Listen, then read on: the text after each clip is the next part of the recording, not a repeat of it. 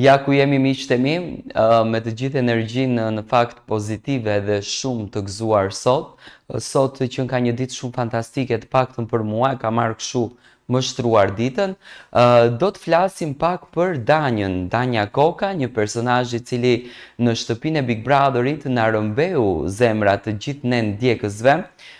Mbaj mend, do të kthem pak në retrospektiv në kohë, mbaj mend që Danja, natën e parë kur ka hyrë në shtëpinë e Big Brotherit, sepse Danja nuk hyri që në puntatën e parë, domethënë që në edicionin e parë apo që në prajmin e parë, Danja hyri pak më vonë, ka hyrë si një ëngjull e veshur me një fustan të bardhë ka qenë, me cakra ëngjulli që këtë simbolikën që Danja e mori përsipër, se nuk është e lehtë të marrësh përsipër një veshje të ëngjullit, futesh në shtëpinë e Big Brotherit dhe pastaj të mos e mbash këtë epitetin të cilin ti ja jep vetes tënde.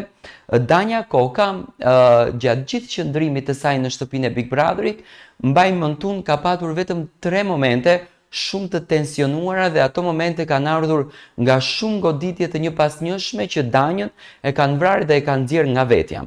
Përkundrazi ishte një vajzë shumë e qetë, një vajzë shumë e ëmbël, shumë e dashur, shumë pozitive, shumë energji të bukur, do me thënë gjatë gjithë kohës vetëm buzëqeshje pash unë në fytyrën e Danjës. Dhe Top Channel, si që duket, ashtu dhe banorët, si që ishin brenda shtëpisë së këtij reality show, në të gjitha komentime që po bënin, kur Ledion Liço drejtohej, i pyeste, komentonte me to, ju thonte atyre se çfarë po kalojnë, si po kalojnë, apo kush është banori më i qelluar brenda këtij formati për kulturën, edukatën, qetësinë, pa marrë parasysh se sa të madhe e kishin banorët luftën brenda shtëpisë me njëri tjetrin për të luftuar, për të qenë sa më shumë protagonistë që të kapin finalen, të prekin finalen, të shpëtojnë një televotim etj etj. Domethënë relatat më të mëdha, atë duartrokitjen në këtë rast më të madhe e merrte Danja Koka. Danja Koka merrte duartrokitjen më të madhe në fakt në atë shtëpi, në këtë rast.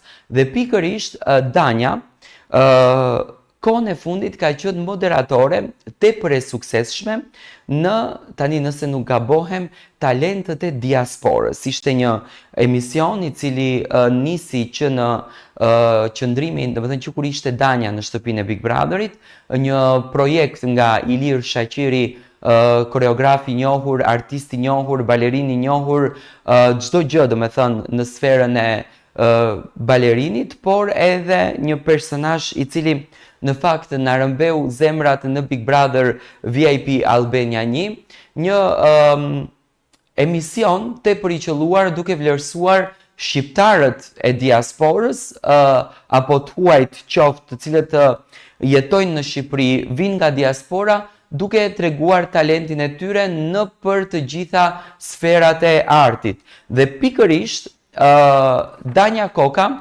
ishte moderatore në 3 gjysmëfinalet, edhe në finalen e madhe të këtij spektakli, i cili në fakt na rëmbeu për javë të tëra në televizionin Top Channel. Dhe banori i cili ka mbajtur afrimitet më të madh me Danjën në aspektin shoqëror dhe atë fjalë që e ka thënë brenda shtëpisë së Big Brotherit, duke e vlerësuar si femër, si vajzë, si kulturë të saj, ka qenë gjesti dhe këtë gjesti po bën edhe jashtë shtëpisë së Big Brotherit duke vlerësuar Danjën. Në një realitet ku shumë marrëdhënie lindin dhe shuhen brenda 4 mureve të shtëpisë më të famshme në Shqipëri, në Big Brother, ka dhe nga ato që në fakt i mbijetojnë me forcën me kalimin e kohës. E tillë duket të jetë edhe miqësia mes gjestit edhe Danja Kokës, 2 personazh që rëmbyen vëmendjen e publikut jo vetëm për karakteret e tyre të forta, por edhe për një lidhje shoqërore që u duk autentike, e sinqert dhe papërkullur përballë presioneve të lojës. Pas përfundimit të edicionit të Big Brother, shumë marrëdhënie ndryshuan. Disa u zbehën, disa u haruan e disa u kthyen në thjesht kujtime televizive. Por ajo mes Danjës edhe gjestit, të dy kanë treguar se ajo që i bashkoi brenda formatit po vazhdon edhe jashtë. me respekt të ndërsjelltë dhe me mbështetje publike në projektet e njëri tjetrit. Së fundmi, Danja ka përmbyllur me sukses sezonin e saj të parë në moderim, duke shënuar një hap të rëndësishëm profesional. Ajo publikoi një postim falenderues në rrjetin e saj social në Instagram, ku shprehu mirënjohjen për ekipin, ndjekësit dhe të gjithë ata që e mbështetën në këtë rrugtim të ri. Në mesin e shumë komenteve dhe urimeve bie në sy reagimi i Gjestit, që dukshëm e ka ndjekur dhe e ka vlerësuar këtë përfundim suksesi të Danjës. Ky detaj ndonse i vogël në sipërfaqe flet shumë për raportin e tyre.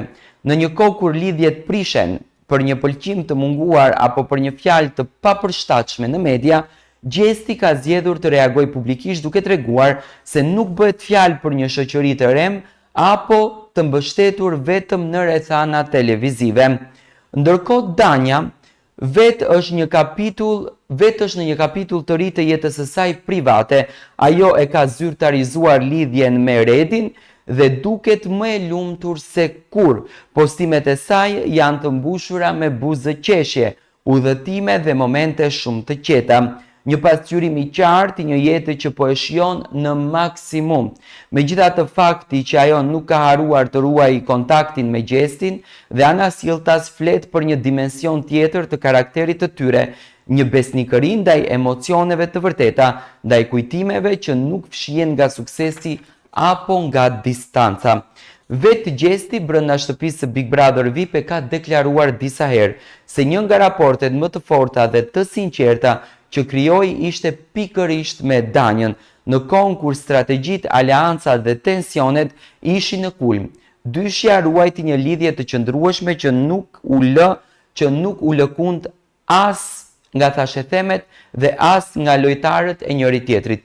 Publiku shpesh kërkon drama, por në këtë rast ai po përballet me një tjetër skenar, atë të një shoqërie të pastër, pa interesa, të nisur në kushte të pazakonta dhe të konsoliduar jashtë ekranit. Nuk është pak të ruash këtë lloj raporti në një industri ku gjithçka është e përkohshme dhe çdo marrëdhënie ndikohet nga fama, klikimet dhe pasionet e shpejta.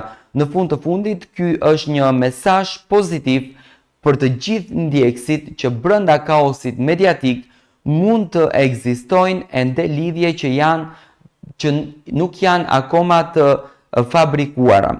Shoqëri që mbështeten në ndjenjë dhe jo në skenare, e tillë është edhe historia e Danjës edhe e Gjestit. Do me thënë, ashtu si Gjesti tregonte për respektin në fakt ndaj Danjës brenda shtëpisë së Big Brotherit, të njëjtin respekt po e tregon edhe jashtë shtëpisë.